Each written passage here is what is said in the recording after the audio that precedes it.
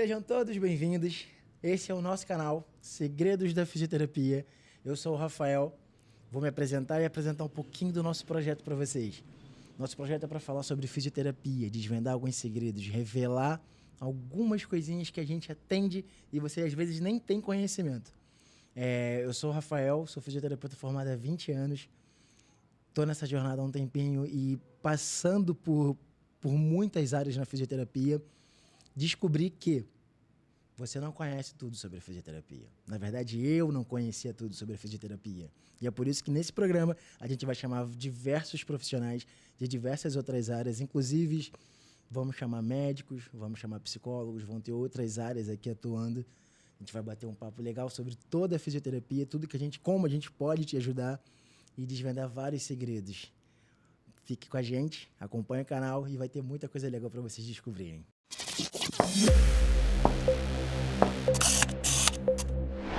Vamos lá então, galera. Hoje chamei um amigo meu, parceiro da antiga. Foi meu supervisor de estágio, hoje é colega de trabalho, meu chefe, referência para muita gente, Rafael. E aí, Rafa, tudo bem? Se apresenta aí, me fala um pouquinho quem é Rafael Jacob. Que pergunta difícil. Pode falar, então. Rafael, é um prazer aqui estar no seu canal, no Segredos da Fisioterapia. São muitos anos juntos, né? A gente estava contando aqui, eu acho que mais de 22 anos juntos. É uma honra. E é um prazer também falar um pouquinho da minha história, da nossa história, um pouco da fisioterapia esportiva. Isso. Né? Eu sou fisioterapeuta, sou osteopata, trabalho com a Confederação Brasileira de Remo, já trabalhei em alguns eventos pelo Comitê Olímpico e já trabalhei também na Paralimpíada do Rio, de Paris, de Tóquio, né?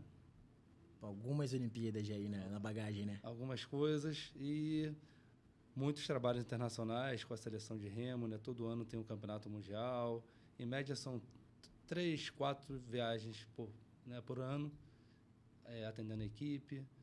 E vai ser um prazer bater um papo, falar um pouquinho, até da experiência, algumas dúvidas, algumas curiosidades que o pessoal tem sobre a fisioterapia esportiva e sobre a parte internacional também. É isso. A gente já se conhece, não são 22 não, acho que é um pouquinho menos, porém, eu fui no seu casamento. Isso aí. Você não tinha seus filhos, eu não tinha minha filha. Aliás, eu não conhecia nem a minha esposa quando a gente se conheceu. É verdade. Eu estava namorando a minha esposa. Exatamente. Eu casei, separei, tô com minha filha aí também, tu já conheceu. Acabou que você não pôde ir no meu casamento e eu não pude ir no aniversário da sua filha de 1 ano. Eu acho que foi. Foi compromissos parecidos nessas épocas, né? Verdade. Bem legal isso. Então, me conta aqui, você falou que foi às Olimpíadas. Quantas Olimpíadas você foi? Então, eu trabalhei um pouco na Olimpíada do Rio 2016, né? A gente atendeu... Eu trabalho com a parte olímpica e paralímpica da Confederação de Remo. E aí, a gente deu um suporte na Olimpíada. Uhum. O suporte foi mais na minha clínica, não foi na Vila, como estava aqui no Rio. E na Paralimpíada, eu fui algumas vezes na Vila atender o pessoal.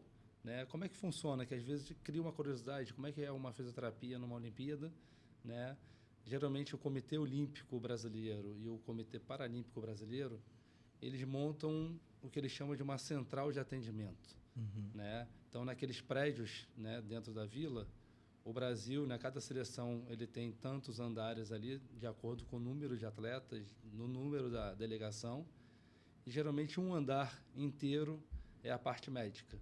Né? Então, vocês imaginam um prédio, né, com vários apartamentos, e aí faz toda uma logística ali. Então, vai ter uma área, um quarto que vira um consultório médico, outro consultório, um salão maior vira uma área de atendimento da fisioterapia. E todo equipamento, aparelhagem, maca, aparelhos, é tudo do comitê, eles mandam tudo e só entra com a físio mesmo. Então, é uma logística muito grande, né? O Comitê Olímpico e Paralímpico tem que montar toda essa logística, levar os equipamentos, maca, todo o suporte. E você é consultado com relação a esse equipamento que vai levar? Eles te perguntam o que é interessante ter Ou eles simplesmente compram e botam para você atender? Então, o importante é o quê? Existe uma hierarquia, né? Uhum. As confederações, estão na confederação de remo e tem dos esportes, né, olímpicos ali. Então, cada esporte tem uma confederação. Acima dela vai ter o Comitê Olímpico ou Paralímpico, Uhum. né? Então, quem faz essa logística toda, como é um evento a nível olímpico e paralímpico, é o Comitê Olímpico e Paralímpico, né? Então, Entendi. existe várias reuniões entre as confederações, entre o Comitê Olímpico e Paralímpico, mas esse cargo maior fica ali para o coordenador da fisioterapia do Comitê Olímpico e Paralímpico, junto com o coordenador médico, né? Uhum. Toda essa logística. Entendi. Mas já tem um plano, né? Já são muitos anos fazendo, já tem meio que um plano já feito. Existem várias visitas, né? Então ele vai. Eu lembro no- que você no viaja, local. inclusive, para fazer. Você viajou uma vez para fazer essa visita técnica, né? Foi ano passado a parte do Paralímpico de Remo, né? Que tem essa parte da adaptação toda, precisou de ir um representante da modalidade lá em Paris. E acabou que eu fui, porque eu sou classificador médico também internacional. E aí eu fui fazer essa vistoria, se tem acessibilidade, como é que estava o local de treino, né? Essa logística toda, né? Interessante, interessante. E você foi atleta do remo também? Então, na verdade o remo é uma paixão antiga, né? Eu sempre, desde de novo, eu queria ser remador, só que antigamente tinha o pessoal falava que só podia fazer remo depois de 14 anos, porque o coração crescia, né? E aí meu pai não deixou eu entrar no remo. Falou, só quando você fizer ali 14 anos que você pode entrar. Então eu fui, fiz natação, competi pelo Botafogo, pelo Guanabara, fiz do vôlei pelo Botafogo, competi. Caraca. Vôlei, né? Fiz um pouco do polo aquático, mas foi pouco tempo. Uhum. E aí quando eu fiz 14 anos eu falei, pai, eu quero ir pro remo.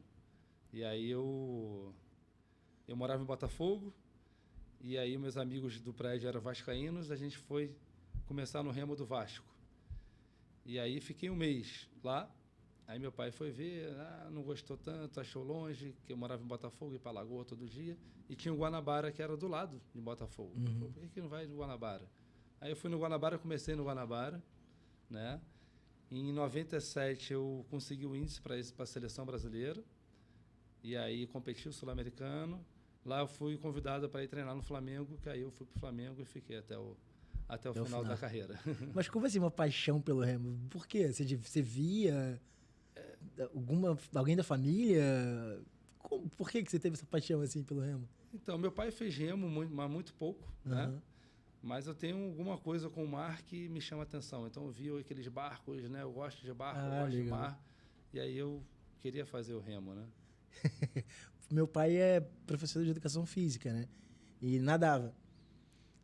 Nadei a vida inteira também, sempre curti natação, mas eu acho que eu nunca fui incentivado para competição, para esse tipo de coisa. E eu sei que você é competitivo. Bastante. Sim. Isso como atleta. E agora como fisioterapeuta atuando com atleta. Essa competitividade, essa vontade de ganhar, de querer ganhar, ajuda? Ajuda na fisioterapia? Ajuda com os atletas? Ajuda no tratamento? Olha, eu só tenho a agradecer com isso, porque é o que eu falo, né? Já falei até com vocês, falo com a minha filha. Minha filha agora é até atleta de remo, depois é uma outra história. Mas o que eu vejo é que o meu pai e minha mãe sempre me incentivou a fazer esporte, né? Então, sem esporte eu não tinha como ficar. Legal. E aí eu entrei nesse meio de competição e tem esse espírito competitivo, né? E aí o que eu vi que a nossa vida é uma competição, né? Para você se destacar, você tem que ser o melhor. E aí para você ser o melhor, você tem que se dedicar ao máximo, você tem que trabalhar, correr atrás e tudo. Então, isso me ajudou muito, porque eu olhava, né, alguns fisioterapeutas de referência na época, e é aquilo, quero ser igual aquele cara, quero ser melhor que esse cara. E aí fui batalhando, correndo, né? Tu sabe minha história, a gente correu atrás pra caramba, trabalhei muito e aí vi onde está o melhor. Tá em Ipanema, vou querer abrir alguma coisa em Ipanema. Então vamos lá. Então essa batalha eu só tenho a agradecer. E eu acho que faz todo mundo crescer, você crescer, buscar atualização, buscar, você falou tecnologia, eu só tenho a agradecer essa competição toda. Isso me lembra uma coisa muito interessante. A gente trabalha junto já há bastante tempo. E quando eu comecei a conversar em Ipanema, era num prédio menor, que uma sala só. E aí você me falou assim, cara, no prédio tal, lá tem referências que a gente tem na Físio. Jackson, Palmiro, Dan, todos esses caras estão lá no prédio. Eles trabalham todo mundo ali. Vou arrumar uma sala lá. Aí eu, como assim? Tu vai arrumar uma sala junto com os caras que foram os nossos professores, que a gente tem como referência, ele é. Falei, pô, mas a gente não vai ter mercado. Aí tu me respondeu a seguinte coisa, não sei se tu lembra disso. Cara, se lá estão os melhores, é lá que a gente tem que ficar. A gente tem capacidade para estar ali, realmente. Hoje a gente está ali, está consolidado, né? A gente, antes da pandemia, quase que expandiu. A gente quase pegou 2 salas. Não conseguimos, porque a pandemia atrapalhou. Não só a gente, é todo mundo. Mas foi uma passagem que me marcou muito. Essa tua frase me marcou muita coisa. Pô, foi uma lembrança boa. Eu lembro disso, sim. Né? E foi uma honra tu subir o elevador com o fisioterapeuta, foi teu professor, né? Cara, incrível. Tu tá ali isso. trabalhando no mesmo ambiente que ele, né? Tu tem uma clínica e hoje em dia já tá o quê? Mais de, sei lá, 6 ou 8 anos lá. Né? Então já vingou. A gente já tá ali, já tem uma referência. As pessoas já conhecem a gente ali também. Sim. E você é fisioterapeuta no esporte olímpico e no paraolímpico. Existe muita diferença de tratamento? Existe alguma coisa especial, algum protocolo diferente com os atletas paraolímpicos ou não? O que eu vejo, essa é uma boa pergunta, que eu vejo que tem muita dúvida, né? Até quando eu comecei a trabalhar com paralímpico, né? Eu não tinha nenhum contato. Como é que é? Então, a gente tem uma visão quase nada, né? A gente imagina que é uma coisa totalmente diferente, mas, na verdade, não, né? O que eu vejo mais a diferença é o quê? O nosso atleta, né? A pessoa que não é atleta, é diferente de um atleta, a recuperação. O atleta amador, né, que você fala, de fim de semana. Não o atleta amador, o nosso paciente do dia a dia, ali, que não pratica nenhum esporte, né? Porque o mais importante é o quê? Atleta de alto rendimento não é sinal de saúde. Isso é importante vocês saberem, né? Porque para o atleta ter aquele performance máximo, ele vai ter que levar o corpo dele ao máximo. Nosso corpo é igual uma máquina. Se você usa a tua máquina ali, o teu carro ali, no máximo o tempo todo, o que vai acontecer? Ele vai quebrar, né? Eu tenho até num congresso desse, eu achei bem bacana, que o palestrante botou uma Ferrari e botou aquele Fusquinha 51, né, aquele branquinho da antiga. O pessoal novo não sabe nem o que é isso, né? Mas comparou um Fusca a uma Ferrari. E ele falou, esse Fusca é o atleta de final de semana, é aquele cara que faz uma atividade física ali, né? Final de semana, faz alguma coisa durante a semana, né? O cara aqui é a mesma coisa, ele vai botando óleo, aquele carro tem já 40 anos e continua, né? A Ferrari é o atleta de alto rendimento. Essa Ferrari, numa competição, ela estoura o motor, ela fura o pneu, ela se arrebenta toda, né? Então, isso é interessante. Então, o paciente que não é atleta, a gente vai ter uma visão num pós-operatório, nessa recuperação toda. Sim. O atleta já pergunta logo, quando que eu volto? Essa daí. Ele está com uma lesão, ele quer voltar o mais rápido possível. É isso aí. Como é que eu ia te perguntar isso? Durante a competição, no meio das competições, existe um preparo, né? A gente trabalha com eles antes, pré-competição e durante a competição. A pergunta que eu acho que muita gente me faz é por que a fisioterapia de clínica é diferente da de futebol, do esporte olímpico? O cara está numa Olimpíada. Ele fez uma primeira prova agora, se machucou. Tem uma segunda classificação, tem uma final. Como é que é esse período aí? Como é que é esse meio de tempo? O tratamento ali durante a competição. Como é que é isso? Então, durante a competição a gente não tem tempo a perder, né? A gente tem que focar, né? Na melhora mais rápida possível. Sim. Né? Às vezes a gente não consegue 100%, né? Mas o que tem que fazer ali, durante uma competição, o 80% é mais uma liberação, é um recovery que a gente chama, né? Aí tem várias técnicas de recovery que a gente pode fazer para recuperar ele mais rápido, para ele poder correr no outro dia e depois soltar de novo, correr no outro até chegar na final e ter o melhor desempenho. Se por acaso ele se machucou, a gente vai ter que ser um pouco mais direto ao ponto. Né? Então, vai usar todos os equipamentos de fisioterapia, o que a gente pode fazer, né? Para tentar recuperar aquela lesão o mais rápido possível. A pergunta que o pessoal fala, porque todo mundo diz, né? Mas o atleta faz fisioterapia 5, 6 vezes por dia. Isso é verdade? Olha, é difícil, não tem como. Né? O corpo não responde, né? Eu acho que, de repente, no futebol, que realmente eu nunca vi um atendimento do futebol como é que funciona, mas geralmente no esporte olímpico, ali no paralímpico, tu tem muito atleta para pouco profissional, né? Tu não tem como ter um profissional para cada atleta. Então, geralmente a gente atende ali uma vez no dia, né? No máximo 2 vezes. Mas aquela coisa de 4, 5 vezes, porque tu tem os outros para atender também. Sim. Né? Mas seria possível fazer mais de uma sessão por dia? Ou você acha que é isso inviável? A nível de eu acho que por que tratamento. acontece? Vamos lá. A nível de atleta, né? O recovery não é só a fisioterapia. Não é só a crioterapia, aquela banheira de gelo que o pessoal conhece, não é a bota de compressão. Né? O recovery é você se alimentar bem. Sim. É você dormir. O sono é muito importante. O sono é reparador. Então, né? imagine ali, naquele dia o atleta ele acorda cedo, ele vai tomar o café da manhã, ele vai lá para o treino ou para a competição, ele volta geralmente na hora do almoço, que ele já vai almoçar, né? Sim. Aí ele tem um período da tarde ali que ele faz uma fisioterapia, e às vezes tem um treino de tarde, e aí já vem a janta. E aí, ele tem que dormir de tarde ele também um pouquinho para poder regenerar. Sim, então, o sono é muito importante. E não é só a fisioterapia, né? Existe uma equipe interdisciplinar. Isso, existe mais gente envolvida ali. Né? E isso é bem legal, porque numa Olimpíada, numa Paralimpíada, você está com aquele quartel, né? Igual eu falei, ali tudo junto. Sim. Então, o médico está do lado, o nutricionista, o psicólogo, o fisioterapeuta, o massoterapeuta. Então, esse atleta ali ele vai sendo atendido por toda a equipe. Ele passa na mão de todo mundo, né? Isso. Interessante. E isso ajuda a recuperação, né? Que às vezes o paciente que não é atleta... Isso é um recovery. Ele não vai ter esse retorno, né? Esse suporte todo. Sim, é a diferença, ele tem né? o tempo todo ali, né? Essa é a que ele fala de diferença. Não é que o atleta... Existe uma fisioterapia especial para ele. É que ele tem uma vida de atleta. Ele se alimenta, ele come, ele dorme, ele... Tem um psicólogo que ajuda bastante, tem um médico ali o tempo todo em cima dele. As pessoas comuns precisam trabalhar, precisam fazer outras coisas e acabam não tendo essa equipe toda. Exatamente.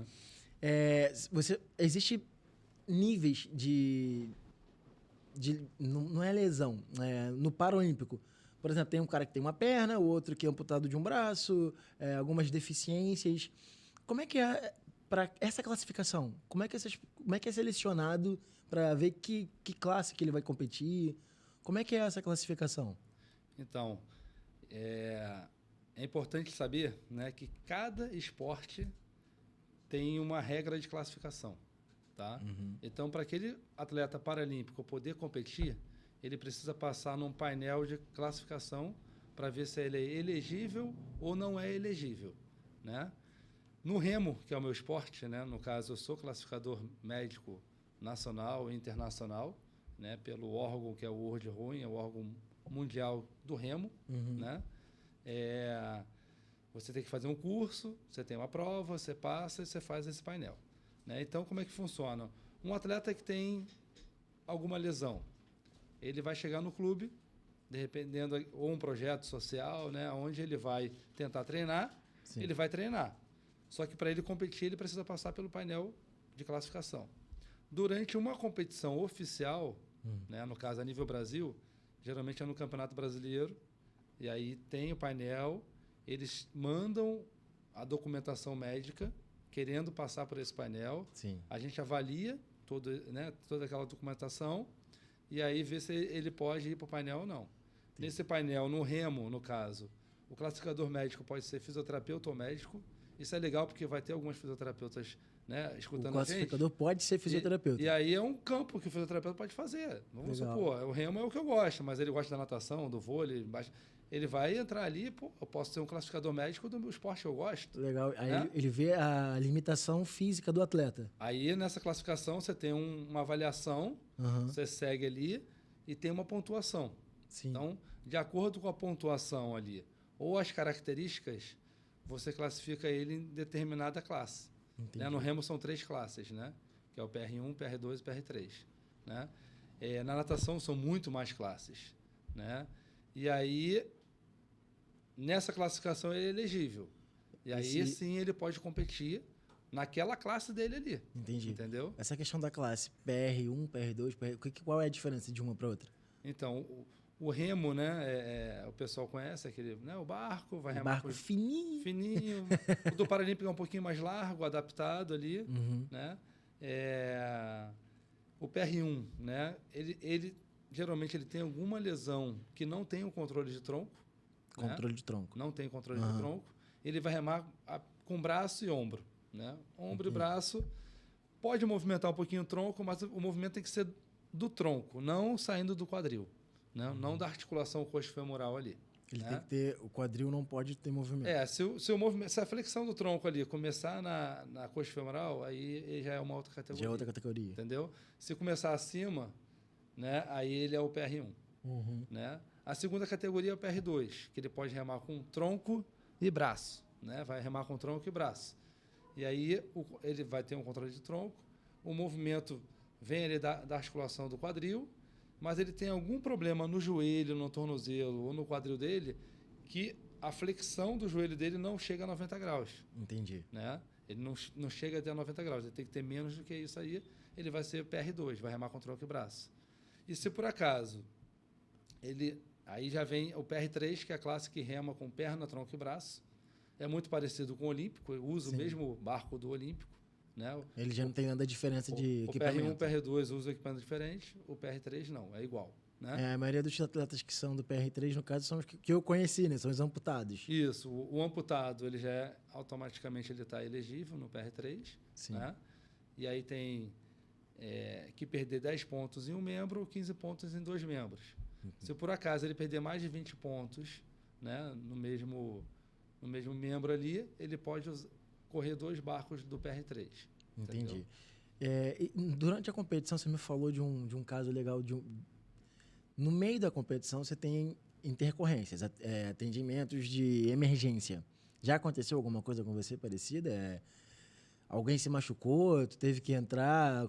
Porque normalmente eu atuo muito em quadra. Sim. Machucou, eu entro na quadra. Sim. Como é que é no barco? Machucou, tu entra na água? Então, no remo não tem muito, né? Geralmente tem o técnico que está junto com a lancha. Uhum. Numa competição tem o suporte ali, né? Fica o pessoal de resgate, né? Então eles vão fazer o primeiro atendimento de trazer.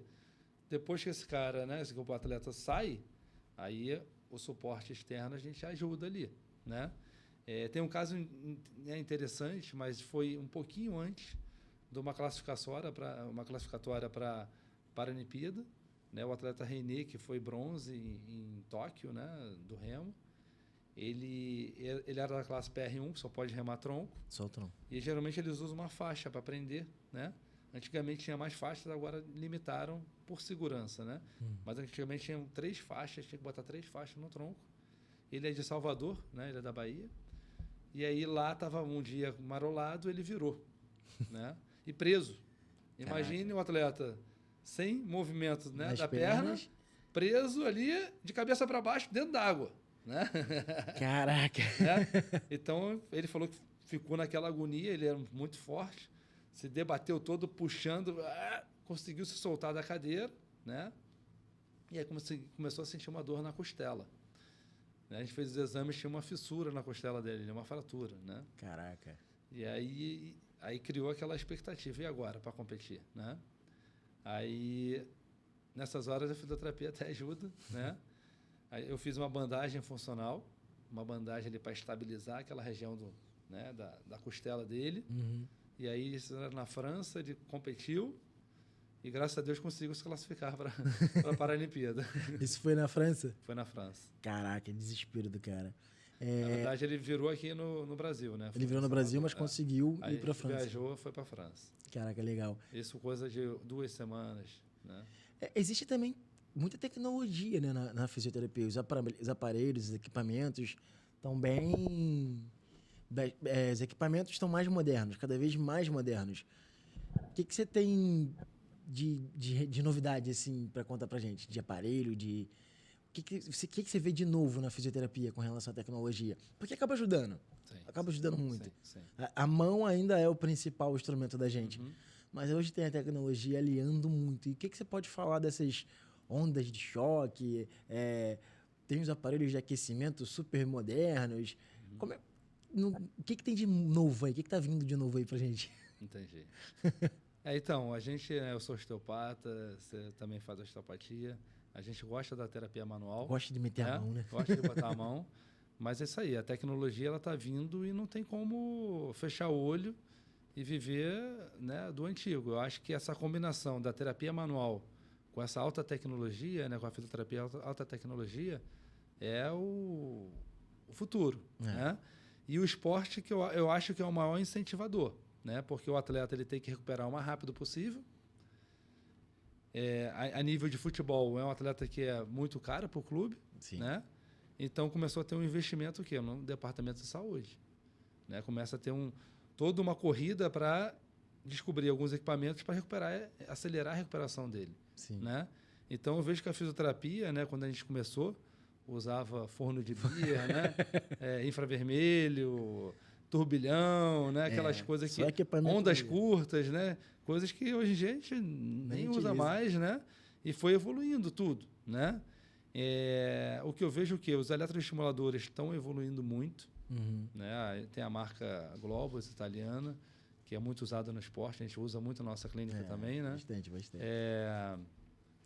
A parte de magnetoterapia para tentar recuperar, acelerar aquele processo de consolidação numa fratura, né? Tentar acelerar toda a cicatrização do tecido, né? O laser está evoluindo cada vez mais. Né? Todas as áreas, né? Todas as áreas, né? A gente usava o laser de 50, 60 watts de potência. Agora o fisioterapeuta usa de 250 watts, que é a maior potência que a gente pode usar. Isso são os lasers de baixa intensidade, né? Laser vermelho, infravermelho. E já existem os lasers de alta intensidade, né? Que também recupera muito mais rápido, né? Muito mais rápido. Então, essa evolução toda. A parte da onda de choque, terapia de onda de choque, ela ajuda muito, né, em tendinopatia, fascites plantares, porão de calcânio. Eu vejo que está saindo muito artigos, né?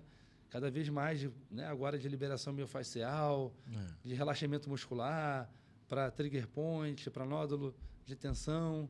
Então, cada vez está evoluindo mais. A gente vê. Né? O medo é a gente ser engolido pelos equipamentos, né? Às vezes, o que eu falo, eu acho que vai chegar um ponto que a gente vai entrar numa máquina, ela vai dar o nosso diagnóstico, vai entrar em outra, aí vai entrar a física quântica ali, né?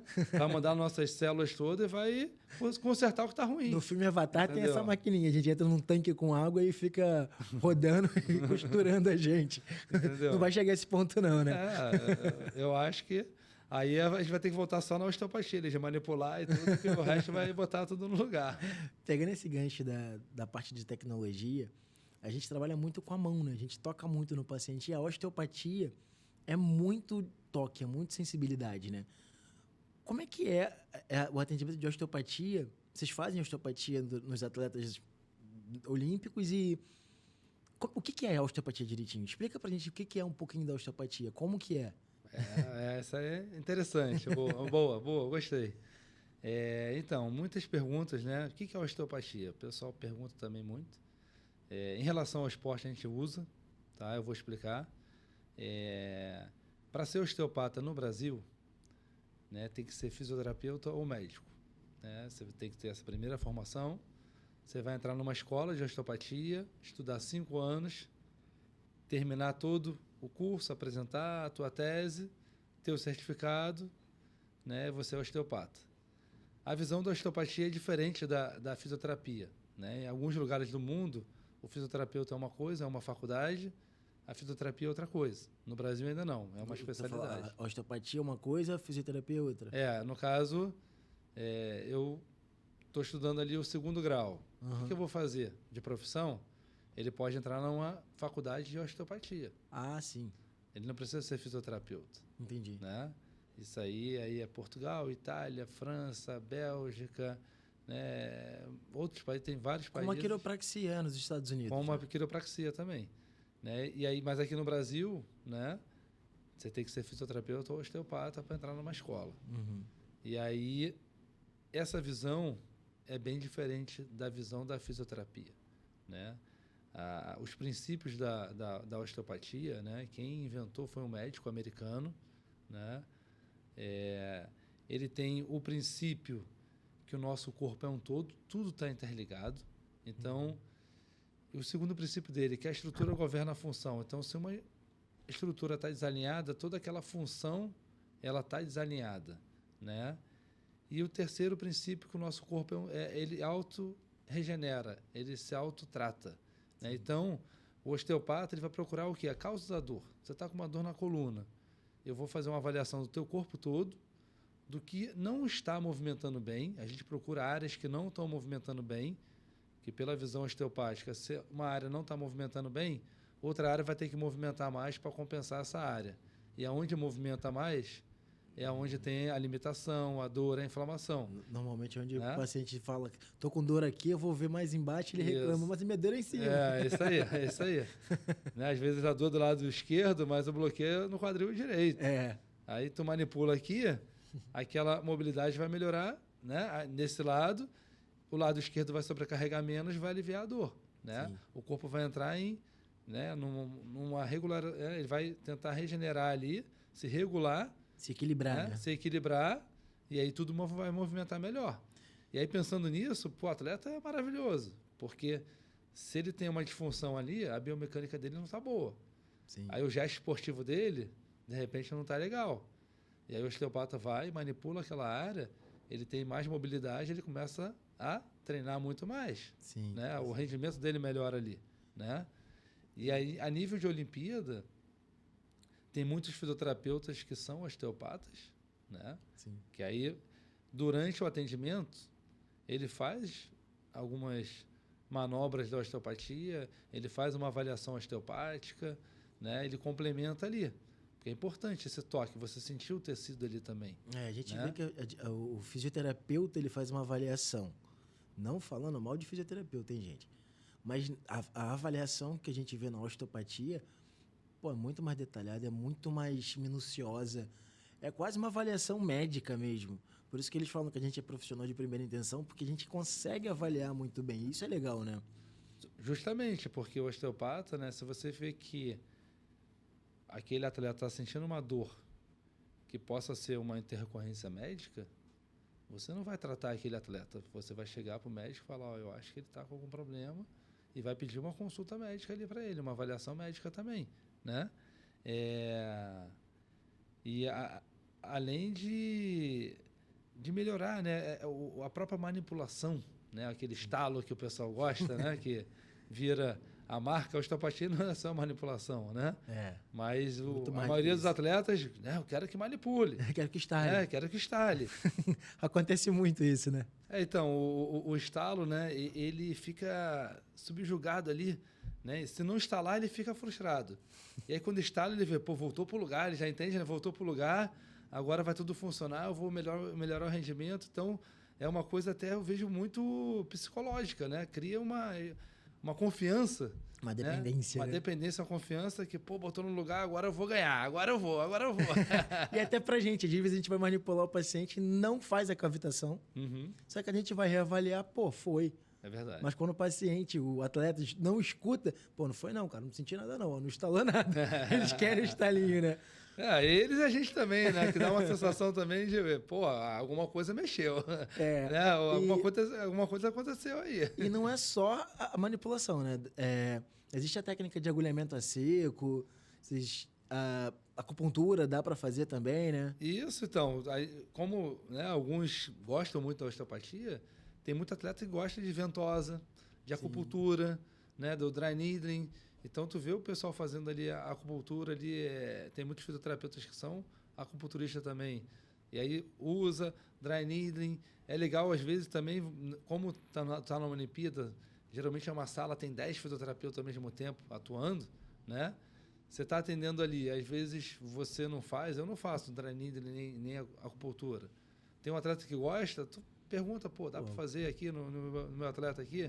Né? Então acaba um ajudando o outro, isso é bem bacana, né? Isso é legal o pessoal se ajuda, né? Sim. Até porque tá todo mundo ali no mesmo objetivo. Sim. São os atletas. Sim. Outra coisa, aquelas bandagens, as fitas, a gente utiliza, a gente sabe que é uma coisa muito mais proprioceptiva, não tem um efeito fisiológico muito grande. Mas psicologicamente, os atletas curtem pra caramba isso também, né? É mais um efeito proprioceptivo que fala, não é isso? Então, isso é interessante, que eu falei até do atleta que a gente botou uma bandagem na fratura. Sim. Então, existem alguns tipos de bandagem. Tem uma bandagem ali rígida, né? Que o taping é bem rígido. Tem uma semi-rígida, foi no caso que eu usei para esse atleta. E tem os kinesiotapes, né? Aquelas mais elásticas, que é aquela colorida que o pessoal vê, né? Muito. Essa semi-rígida, rígida, ela é muito usada e é muito eficaz para você dar uma imobilizada ali, né? Você teve um entorse, você teve um trauma, tá com um machucado, tu usa ela ali para dar uma estabilizada e funciona muito, tá? O kinesiotape, eu gosto muito, tá? Tem fisioterapeutas que falam que não serve para nada. Tem estudos que falam que não tem comprovação científica. Mas tem sempre o cara que vai falar que não serve nada. Que é psicossomático, mas eu vejo muito, né? Tu bota ali o taping. É que você falou, é proprioceptivo, né? Porque o taping ali atrás, ele tem umas ondulações, né? Quando eu fiz o curso, no começo, né? O instrutor ali, ele falou que essas ondulações era para simular a impressão digital. Né? Para dar aquele afetivo, né? Você está com uma dor, o que você faz? Você coça ali, você bota a mão, né? Então aquela fita é como se fosse um amparo, tipo, ó, para dar um estímulo ao corpo, eu estou cuidando de você, eu estou sendo cuidado, então fica tranquilo que eu estou sendo cuidado, né? E aí a capacidade elástica dela acabou estabilizando um pouquinho, então acaba aliviando. Eu falo que, principalmente para músculo, eu não vejo tanto resultado, eu particularmente, Rafael, Porém, quando se fala em articulação, tu limitar um pouquinho o movimento da articulação, o finalzinho o cara sente aquele desconforto. Você consegue bloquear ele até ali, cara, ele vai com uma confiança danada de jogar de novo, né? Com certeza. Isso é legal. Eu uso direto, muitos atletas ali competindo, né? Vão, bota... Pedem, né? Pedem, entendeu? Existe uma técnica antiga, não sei nem se você lembra dela, daquela Sparotape, né? Foi a primeira técnica que tu me ensinou. Não é? Era o Sparotape, né? Que era a terapia do esparadrapo. E aí tinha depois uma célula do RMA, que era redondo com uma cruz. Lembro. Então, qualquer problema articular, tu botava cruz. Se fosse muscular, botava como se fosse um X, né? Eu lembro disso. E aí foi um caso até engraçado que a gente estava naquele GP de... um pré-pan de ginástica em 2005 ou 2006, né? Não sei se você lembra disso, lá na Barra da Tijuca. Não lembro o ano. Né? E aí eu atendi um cubano daquelas argolas, né? Caraca, eu lembro do cubano. Lembra do cubano? Gigantão, fortão, ganhava tudo na época. Então, eu não sabia que ele era o campeão mundial, né? Aí eu botei no ombro dele, né? Daqui a pouco foi o outro, quero botar isso aí, eu botei. Aí daqui a pouco o outro, pum, botei. Aí quando teve a competição, né, tava eu e o Roberto, que era o médico responsável. Roberto Naum, né, Roberto Naum. E aí a gente, no evento, né, da argola, o pessoal com aquela roupa, com o ombro, né, que usa uma camiseta. Aí o Roberto reparou, né? Foi o primeiro com o negócio no ombro. Aí o segundo com o negócio no ombro. O terceiro com também. Ele falou, cara, tu botou em todo mundo essa merda? Tu botou isso aí em todo mundo? Eu falei, cara, o primeiro foi aquele ali. Aí eu botei nele. Depois foi aparecendo os outros. Aí ele, tu não sabe quem é ele? Eu falei, não, é o campeão mundial. Eu falei, então... Se ele ganhar, foi por causa da minha fitinha no ombro. É isso aí. Como o campeão mundial botou, todo mundo quer botar também. Caraca, muito legal. Mas teve um também da ginástica olímpica, que foi um atleta da Argentina, que o Ari O Ari também, que trabalha com a gente, né? Uhum. Ele ajudou o cara no punho, ele tinha uma lesão de punho. Sei. E foi a primeira cena que eu achei engraçada, né? Ele recuperou o punho do atleta, ele melhorou e acabou ganhando a prova. E aí, enquanto a gente estava lá conversando nos bastidores, o atleta veio dar as flores pra ele. Você lembra disso também? Lembro. Mas ele ficou todo sem graça. Pô, isso aí é muito bacana, né? É muito legal. Esse reconhecimento todo, Isso, né? é o reconhecimento que vale mais. Às vezes é melhor do que o cara te dar um dinheiro ali na mão na hora. Com certeza, né? É muito legal.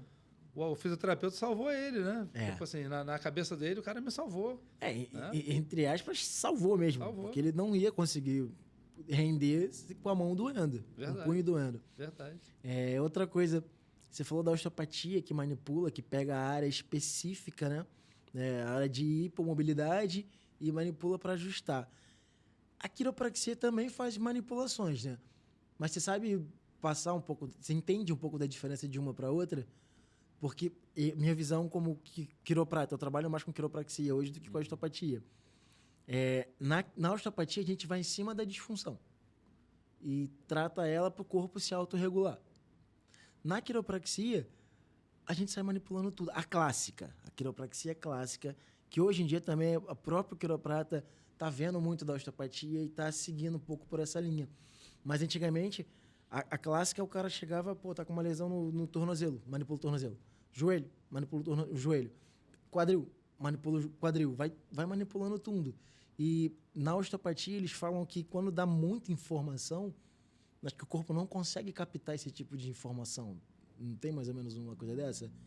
Então, essa é a pergunta que tu mais escuta nos pacientes, né? O que é quiropraxia? O que é osteopatia? É a mesma coisa? É diferente? A diferença. Né? Eu vou responder pelo que eu aprendi ao longo da vida, mas não sei diretamente, né? Era uma pergunta até que eu e o Ari, a gente queria fazer até no Instagram, né, um post sobre isso. Uhum. E a gente estava vendo quiropratas mesmo, né, de formação. O que é a quiropraxia para vocês, né? Uhum. O osteopata, para fazer uma visão real, né, da pessoa que é quiroprata, Sim. né?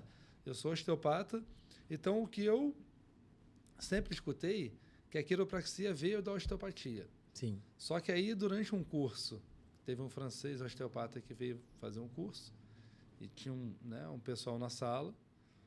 Eu não sabia, estava o presidente de uma escola de quiropraxia, né, da sociedade. E aí o professor falou que a osteopatia veio da quiropraxia. Foi o contrário. E aí ele falou, olha, o que você está falando não é certo, né? Ele falando, né? Então, a história. Ele falou, o inventor da quiropraxia, né? Eu não me recordo o nome, ele foi paciente do Schill, que era o criador da osteopatia, né? O Andrew T. Schill, e ele era paciente. Então, por isso que muitas manobras da osteopatia, a osteopatia é mais velha do que a quiropraxia, tá? Então, muitas manobras da quiropraxia são da osteopatia. E aí, o que eu vi mais ou menos de raciocínio da visão, né? A quiropraxia, ela pensa que a coluna é nosso eixo, é a base do corpo. Sim. Então, se você tem algum problema no ombro, né? Você vai manipular toda a coluna e aí vai ajeitar aquele eixo, a circulação vai melhorar e vai melhorar a circulação do ombro. O que vai tratar é a parte circulatória, né? Mas sempre com a visão da coluna, né? A osteopatia já é essa visão global. A gente procura a causa da dor.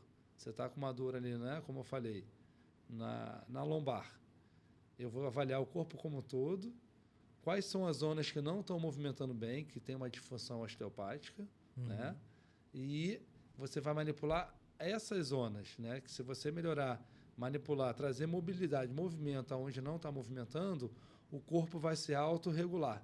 Ele vai melhorar essa biomecânica dele, né? Mas na quiropraxia, por exemplo, tem uma técnica que tem tipo uma pistolinha, um tique, que muita gente fala que não funciona, mas eu já vi resultados absurdos com aquilo dali. E o pessoal usa muito a liberação miofascial junto.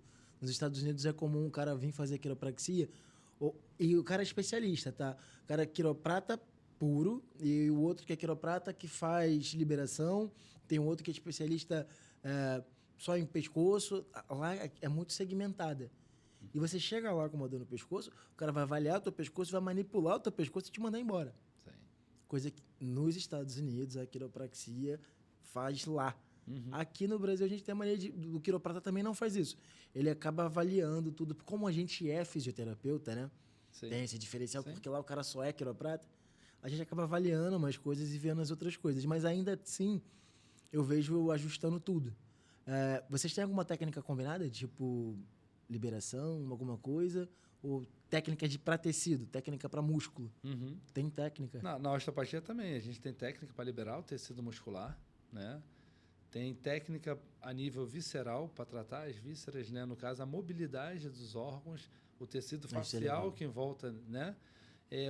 O que é interessante, a osteopatia não é só estalo, existem técnicas suaves, que você consegue trazer mobilidade sem estalar. Tem pessoas que não gostam, tem pessoas que têm contraindicação, né? Então, uma pessoa com uma idade mais, né, avançada, tu não vai pegar e vai manipular, né? Dá um tranco, né? Dá um tranco ali direto, tu não sabe como é que está aquele osso, como é que está aquela estrutura. Tu vai usar uma técnica mais suave. Tu me lembrou de um episódio que a gente passou também. Na Fisioheim, lembra? Lembro. Lá atrás. É a primeira vez que eu te vi manipulando um paciente, uma senhora. Você teve cuidado, manipulou, avaliou direitinho. E eu lembro que ela voltou algumas semanas depois com muita dor nas costas. Ela pediu pro neto fazer a mesma coisa e ela fez uma fissura na costela. Tu lembra disso ou não? Lembro. Essas coisas acontecem. Isso que é importante, procurar um especialista, né? Isso é bem importante.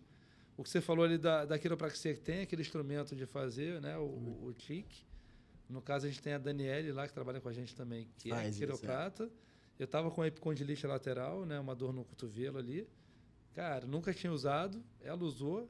E é um efeito maravilhoso. É absurdo, né? Entendeu? Engraçado. Na hora eu vi uma melhora. Você acha que não vai acontecer nada, mas de repente... Sabe? Então, é importante ver isso, que às vezes não é só o estalo. Ali, o aparelho específico que vai fazer o impulso também funciona, né? Eu tinha um paciente em comum com a Dani, que ele tinha osteossíntese de... Ele fixou 3 vértebras da lombar com placa e parafuso, né? Então, não tem muita rotação ali. Só que tinha uma disfunção de sacro. E por mais que eu tentasse fazer as manobras que suaves, não conseguia resultado. Porque ele era encurtado, ele tinha dificuldade de movimentar, sentia um pouco de desconforto, porque as manobras, mesmo as que não são manipulativas na osteopatia, são mais de mobilidade, tem que movimentar muito. E eu, fiquei vendido, não consegui mais fazer nada. Aí eu comentei com a Dani, e a Dani usou o tique e, soltou. Parece que ela desaparafusou ali o sacro do cara. Maravilhoso. É incrível, né? O importante é o paciente melhorar. Não importa como, a gente vai dar um jeito. É isso aí. Tá saindo uma regulamentação que agora a gente pode atuar dentro da academia. Você ouviu sobre isso? A gente pode atuar dentro da academia. Eu queria entender, poxa, a gente como fisioterapeuta, a gente trabalha na regeneração. Dentro da academia, eu acho muito exercício. Qual a tua opinião sobre isso? A gente atuar dentro de uma academia? Opinião mesmo. Sincerão. Rafael, vou ser sincero, né? Eu tô formado em 2002, são 23 anos, né? Então, eu sou da antiga. Eu não concordo muito, tá? Porque eu acho que o papel do fisioterapeuta é a gente reabilitar o paciente ali, sabe? Eu acho que pode usar uma academia para fazer um exercício num pós-operatório, né? Para complementar todo aquele tratamento. Mas você trabalhar dentro da academia, eu acho que você está conflitando com uma profissão, né? Que é o educador físico, sabe? Que está lá, que estudou para estar ali, que faz a especialização, que faz todo aquele... né? Se forma naquela parte toda. Por que a gente não pode trabalhar junto? Eu acho que a melhor coisa é ser uma... né? O paciente machucou, eu tratei, tirei ele daquela lesão, da limitação de movimento. Vai fortalecer? Vai para o colega conversar. Agora, está nessa fase aí, precisa fortalecer isso. Vou deixar com você, né? Deixar ele fazer o plano de tratamento dele. Hoje em dia já tem especialização em recuperação física de pacientes mesmo na educação física. O profissional de educação física ele faz um processo de reabilitação. Porque eu acho importante também ele conhecer a lesão que ele está trabalhando, né? A gente dá uma orientação. É como a gente tem a interação com o médico. O cara operou, botou uma prótese de joelho, a gente sabe qual é a limitação da prótese. Aí, quando a gente manda ele para a academia, a gente consegue falar com ele. Para alguns profissionais, a gente consegue, ele não vai passar de 90 graus. Isso é importante. Talvez essa regulamentação tenha vindo por isso. Pelo que eu vi, eles estão tem um projeto de lei para botar um fisioterapeuta em todas as academias. O tempo todo. Enquanto ela estiver aberta, tem que ter um fisioterapeuta lá dentro. Principalmente para pessoas com deficiências físicas. Seria para o atleta paralímpico. Teria que ter um profissional de fisioterapia dentro da academia. Eu vejo isso com vantagem. Eu não vejo isso como vantagem. Eu não vejo isso como vantagem nem para o atleta, nem para o fisioterapeuta. Eu acho que tem que saber qual é o objetivo, né, do fisioterapeuta ali dentro da academia. Mas eu acho que essa ligação, né, do fisioterapeuta com o educador físico, né, com o personal trainer e tudo, né, você ligar para ele, explicar, bater, porque você acaba recebendo o paciente dele, você vai mandar paciente para ele. Eu acho que um ajudando o outro ali o tempo todo, né? E eu acho que foge um pouquinho do nosso objetivo da fisioterapia, entendeu? Mas é aquilo, tem que saber qual o motivo, por quê, né? E aí eu não sei, não consigo entender o motivo. Eu vejo que existe, né, demanda para todo mundo, não precisa entrar na demanda do outro ali, entendeu? Eu te perguntei isso porque a gente tem muita interação com vários personagens, o clube de corrida, crossfit, a gente agora futevôlei, com beach tênis, a gente acaba conhecendo todos os profissionais que atuam ali. Sim. E aí pra gente é muito mais fácil trabalhar na parte de recuperação do que exercício, né? Com certeza. Eu acho que tem a parte do exercício ali específica, né? Você está com, vamos supor, com uma dor no ombro, está tendo um desequilíbrio, né? Uma discinesia escapular. O pessoal não sabe muito, né? Tem a escápula ali, não está movimentando bem, não está tendo um equilíbrio muscular. Aí, sim, o fisioterapeuta pode atuar para tentar naquele controle ali daquela musculatura, né? Mas para fortalecer, né? Aí manda para o educador físico. Inclusive, uma paciente, recentemente, me pediu, como ela soube essa história da gente poder ir para academia, ela me ligou pedindo para eu ir malhar com ela.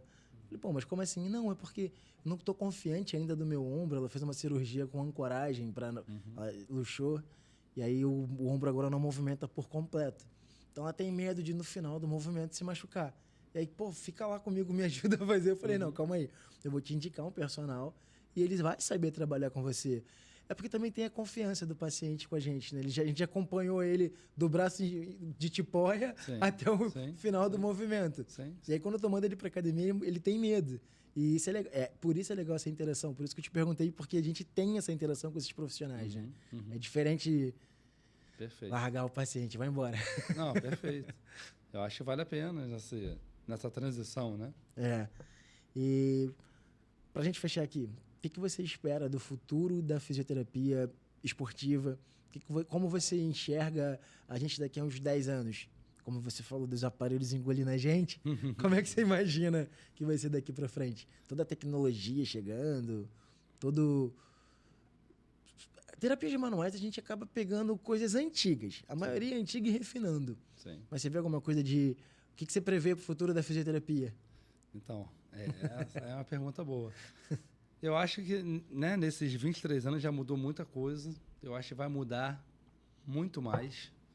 A fisioterapia cada vez mais tem um lugar na área de saúde, né, respeitado. Cada vez mais o fisioterapeuta está respeitado, né? As áreas da fisioterapia aumentaram muito, né, as especialidades, né? Quando eu me formei, não tinha todas essas especialidades, agora tem mais, né? Essa parceria do médico, fisioterapeuta, né? Isso cada vez está melhor, sabe? Eu acho que a tecnologia ela vai evoluir muito, cada vez mais, né? O que vai, eu acho, evoluir muito é a avaliação. Hoje em dia a gente tem muito recurso para avaliar. Né? A gente tem câmera termográfica que vê, né, a emissão de calor do corpo, uma área que está sendo sobrecarregada, que tem uma inflamação. A gente tem, né, os medidores de força muscular, né, de arco de movimento. Aplicativo, tu faz ali a avaliação, já vai para o aplicativo, já te dá um gráfico, já vê a diferença do lado direito, esquerdo. Então, aquela coisa de olho que a gente olhava, de olho, eu acho que a força aqui está maior do que essa. Hoje em dia a gente tem na nossa Tem mão um aparelho que quantifica, né? uma tecnologia ali que você faz e já te dá o gráfico na hora. Tu já fala, pô, aqui, ó, a diferença. Isso antigamente Né? era muito comum no futebol, né? Que era de ponta. Sim. Hoje a tecnologia está ficando mais acessível para todo mundo. Sim, o futebol era o primeiro e depois vinha, né? Agora tá vindo mais rápido. E essa coisa do globalizada, né? Tipo, o que acontece hoje em dia nos Estados Unidos, na Europa, qualquer lugar do mundo, a gente está sabendo no primeiro momento. Antigamente não, né? Eu viajava quando eu chegava na Itália, tem um aparelho novo aqui, caramba, que aparelho é esse? Eu nunca vi. Hoje em dia é difícil, você já sabe o que está acontecendo ali. Você trouxe o Magneto, Magneto, o que é isso? A gente nem conhecia o aparelho. Quando me apresentaram lá, né, ele é caro, não é barato, falei, pô, será que vale a pena comprar, não vou comprar? Aí eu falei, ano que vem eu devo voltar aqui, então eu não vou comprar esse ano não, vou pesquisar. Pesquisar primeiro. Né? Aí eu comecei a pesquisar no YouTube ali, o Real Madrid está usando, o Barcelona, os clubes de futebol. Eu falei, pô, o negócio deve ser bom, vou comprar, né? Mas você falou uma coisa interessante, né? O toque, essa coisa de você, da colidão ali do fisioterapeuta, de você fazer uma liberação miofascial, uma massagem, né? O fisioterapeuta não gosta de falar que a gente faz massagem, né? É liberação miofascial. Mas você tocar no paciente, né? Cria um vínculo ali, né? Afetivo, que às vezes o cara está precisando daquele toque.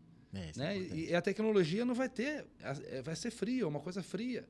Então eu acho que o toque, essa terapia manual, ela não vai acabar, sabe? Ela não vai ser mais sozinha, que antigamente, né, só ela era o melhor. Eu acho que a tecnologia vai ajudar muito no processo inflamatório, a tratar algumas, né, patologias, mas o toque ali vai ser fundamental. Eu vejo porque você acaba também empresário. Você trabalha em algumas clínicas, gerencia algumas, né? Me fala delas aí, onde elas estão, onde que tá, onde é que a gente te acha? Isso aí. Olha, a gente tem uma clínica lá em Ipanema, que o Rafael trabalha comigo, né? Junto, que a gente atende fisioterapia, osteopatia, quiropraxia, acupuntura, RPG, né? Tem a RJ também em Duque de Caxias, no centro de Duque de Caxias, com as mesmas especialidades também, né? E a gente abriu uma, que é a Jacob Lagosteira, dentro do Clube do Flamengo, que foi um modelo mais esportivo, né? A gente pensou no modelo mais esportivo.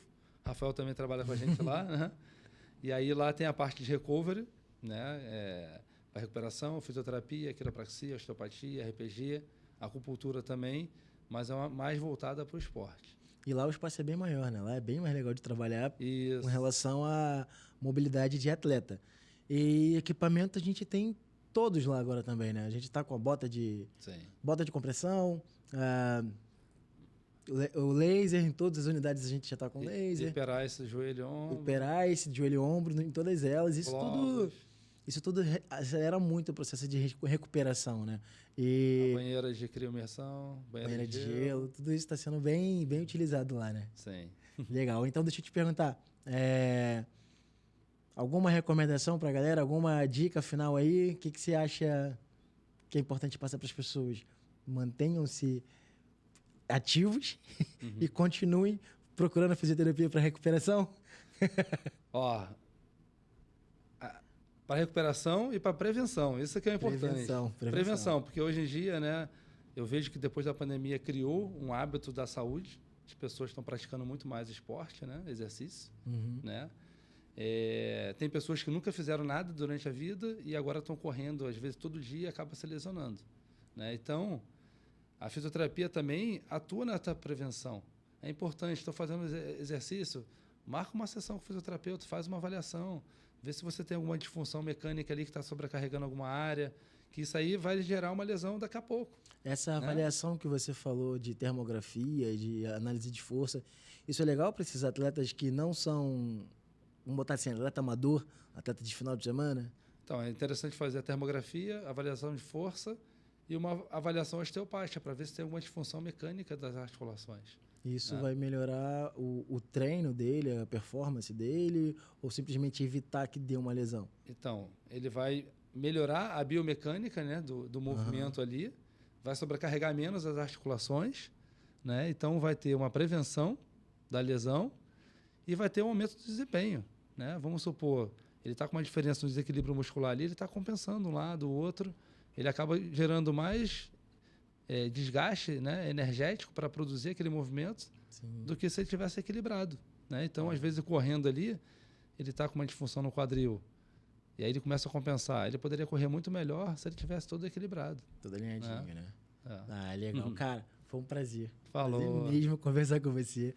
Muito bom, muito feliz por você estar aqui no nosso primeiro programa, nosso primeiro episódio. Todos os contatos, vai estar tudo aqui embaixo, tudo direitinho, Instagram, endereço, vai estar tudo lá escrito. Galera, valeu. Obrigado mesmo, Rafa. Falou, Rafael. Obrigadão aí. Prazer estar contigo. Até a próxima, galera. Valeu.